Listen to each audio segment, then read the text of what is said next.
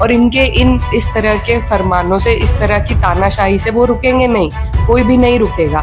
तो I love Mohammad से किसी को कोई दिक्कत नहीं है, होना होनी चाहिए।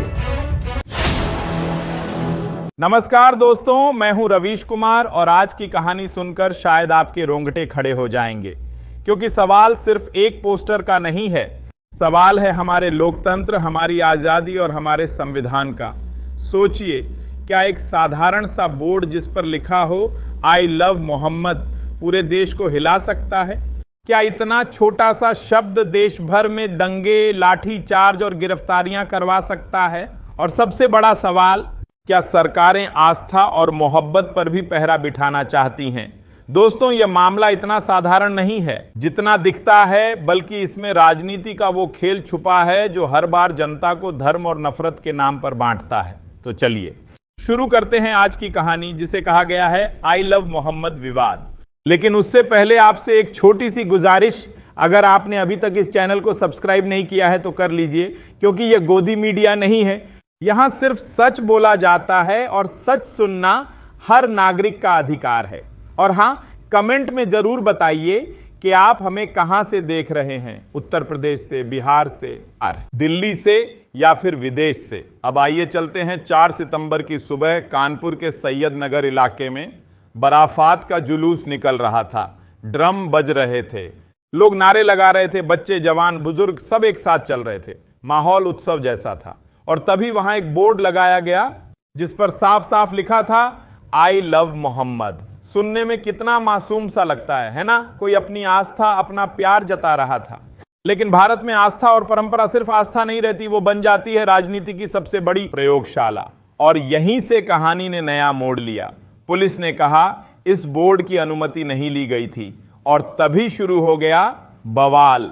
हिंदू संगठनों ने आपत्ति जताई, कहा कि नवरात्र जैसे आयोजनों के बीच इस तरह के बोर्ड लगाना नई परंपरा शुरू करने जैसा है। पुलिस मौके पर पहुंची, बहस हुई, तनाव बढ़ा और आखिरकार 2 घंटे बाद बोर्ड हटवा दिया गया। अब आप सोच रहे होंगे ठीक है, बोर्ड हट गया, बात खत्म। लेकिन नहीं दोस्तों, भारत में विवाद बोर्ड से नहीं बढ़ते, बल्कि बोर्ड के पीछे की राजनीति से आग फैलती है। कानपुर का यह छोटा सा मामला धीरे धीरे आग की तरह फैल गया। उन्नाव, बरेली, फिर महाराष्ट्र और उत्तराखंड तक यह विवाद पहुंच गया। जगह जगह धरने, प्रदर्शन शुरू हो गए। कहीं लोग शांतिपूर्वक पोस्टर लेकर निकले और बोले यह हमारा हक है, पैगंबर से मोहब्बत जताने का हक हमें कोई नहीं छीन सकता।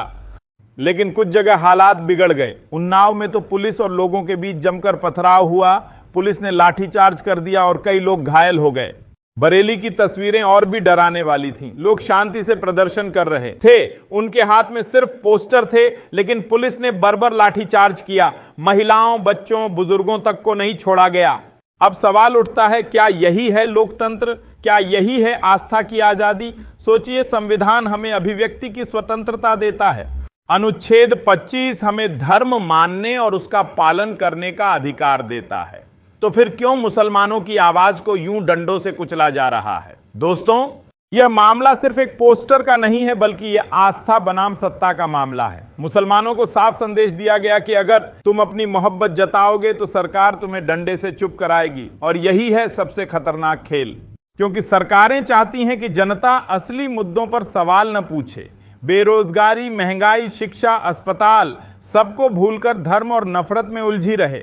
अब बात करते हैं यूपी सरकार की। योगी आदित्यनाथ कहते हैं कि वो कानून व्यवस्था के चैंपियन हैं, लेकिन क्या वाकई ऐसा है? अगर किसी हिंदू त्योहार में बिना अनुमति के कोई बोर्ड लग जाता तो क्या सरकार इसी तरह लाठी चार्ज करती? शायद नहीं। यही है दोहरेपन की राजनीति। पुलिस का काम है अपराध रोकना, महिलाओं की सुरक्षा करना, लेकिन यहां पूरी ताकत लगाई जा रही है मुसलमानों की आस्था कुचलने में। लेकिन कहानी यहीं खत्म नहीं होती। असली खेल तो सोशल मीडिया पर शुरू हुआ। फेसबुक, ट्विटर और व्हाट्सएप पर अफवाहें उड़ाई जाने लगीं। किसी ने कहा कि वहां सर तन से जुदा जैसे नारे लगे, किसी ने लिखा कि बच्चे भी इस हिंसा में शामिल थे। लेकिन असली सवाल है, क्या सच की किसी को परवाह है? नहीं, क्योंकि राजनीति का एजेंडा यही है, माहौल गरमाओ और वोट बटोर लो। आज हालत यह है कि कानपुर से शुरू हुआ विवाद पूरे देश में फैल चुका है। कहीं धारा 144 लागू है, कहीं गिरफ्तारियां हो रही हैं। सरकार कह रही है कि यह कानून व्यवस्था का मामला है, लेकिन सच तो यह है कि यह सरकार की नाकामी है। योगी आदित्यनाथ और उनकी सरकार अल्पसंख्यकों को लगातार निशाने पर ले रही है। उन्हें साफ संदेश दिया जा रहा है, तुम्हारी मोहब्बत हमें मंजूर नहीं। और दोस्तों, अब यहां एक बड़ा सवाल खड़ा होता है, क्या इस पूरे मामले में सुप्रीम कोर्ट चुप बैठेगा? क्या संविधान को तोड़ने मरोड़ने का जवाब कोई नहीं देगा? सच्चाई यह है कि अगर सुप्रीम कोर्ट चाहे तो योगी आदित्यनाथ को जेल भेज सकता है। क्यों? क्योंकि उन्होंने एक तरफा मुसलमानों पर कार्रवाई की, उनके अधिकार कुचले और पूरे देश का माहौल खराब किया। कानून के हिसाब से जब कोई सरकार किसी खास समुदाय को टारगेट करती है और हिंसा फैलाती है तो यह संविधान के खिलाफ है, और संविधान की रक्षा करना सुप्रीम कोर्ट की जिम्मेदारी है। अब दोस्तों, मैं आपसे पूछना चाहता हूं, क्या आपको लगता है कि यह सिर्फ एक बोर्ड का मामला है या फिर यह एक सोची समझी राजनीति है जिससे माहौल को जहरीला बनाया जा रहा है? क्या सचमुच मोहब्बत जताने पर भी अब हमें अनुमति लेनी पड़ेगी? और अगर ऐसा है तो क्या यह लोकतंत्र है या तानाशाही? दोस्तों, अब सोचिए, अगर किसी राज्य का मुख्यमंत्री खुद आस्था और मोहब्बत पर पहरा बिठा दे तो आम जनता कहां जाएगी? अदालतों में। और अदालतें ही इस देश की आखिरी उम्मीद हैं।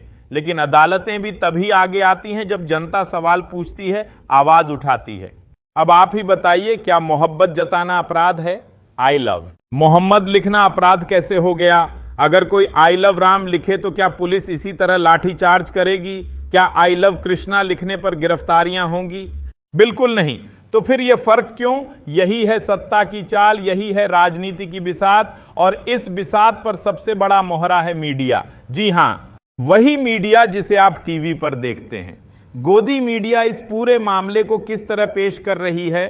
कभी कह रही है यह एक बड़ी साजिश है, कभी कह रही है यहां नारेबाजी हुई थी, तो कभी यह दिखा रही है कि पुलिस ने बड़ी सख्ती दिखाई। लेकिन दोस्तों, मीडिया सच नहीं दिखा रही, मीडिया सिर्फ सरकार का प्रोपेगेंडा फैला रही है। आप देखिए, जब किसान आंदोलन हुआ था तो इन्हीं चैनलों ने किसानों को आतंकवादी और देशद्रोही बताया। जब नागरिकता कानून के खिलाफ प्रदर्शन हुआ था तो इन्हीं चैनलों ने प्रदर्शनकारियों को देश तोड़ने वाला गैंग कह दिया, और आज भी यही हो रहा है। मुसलमान मोहब्बत जताएं तो साजिश, और बहुसंख्यक कुछ करें तो आस्था। अब बात करते हैं राजनीति की। यह विवाद ऐसे समय में उभरा जब देश में बेरोजगारी अपने चरम पर है, सरकारी नौकरियां घट रही हैं, पेपर लीक आम बात हो गई है, महंगाई से आम आदमी त्रस्त है। लेकिन इन मुद्दों पर कोई चर्चा नहीं। सरकार चाहती है कि लोग रोजगार और रोटी की बात न करें, बल्कि धर्म और नफरत की बात करें। और यही वजह है कि छोटे छोटे पोस्टर भी पूरे देश का माहौल बिगाड़ने के लिए इस्तेमाल किए जा रहे हैं। लेकिन दोस्तों, यह खेल हमेशा नहीं चल सकता, क्योंकि लोकतंत्र की जड़ें इतनी कमजोर नहीं हैं। सुप्रीम कोर्ट अगर सख्ती दिखाए तो योगी आदित्यनाथ को जेल भी भेज सकता है। जी हां, यह सुनकर आपको हैरानी होगी, लेकिन संविधान के हिसाब से मुख्यमंत्री भी कानून से ऊपर नहीं है।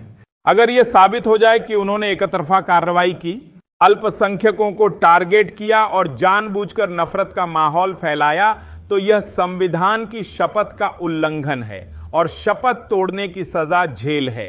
अब यहां सवाल उठता है, क्या सुप्रीम कोर्ट में इतनी हिम्मत है कि वो सत्ताधारी सरकार पर भी डंडा चला सके? क्या वाकई ऐसा हो सकता है कि योगी आदित्यनाथ को जेल भेजा जाए? कानूनी तौर पर जवाब है हां, लेकिन राजनीति में जवाब है मुमकिन नहीं, क्योंकि जब सत्ता और ताकत साथ खड़ी होती है तो कानून की किताबें अक्सर बंद कर दी जाती हैं।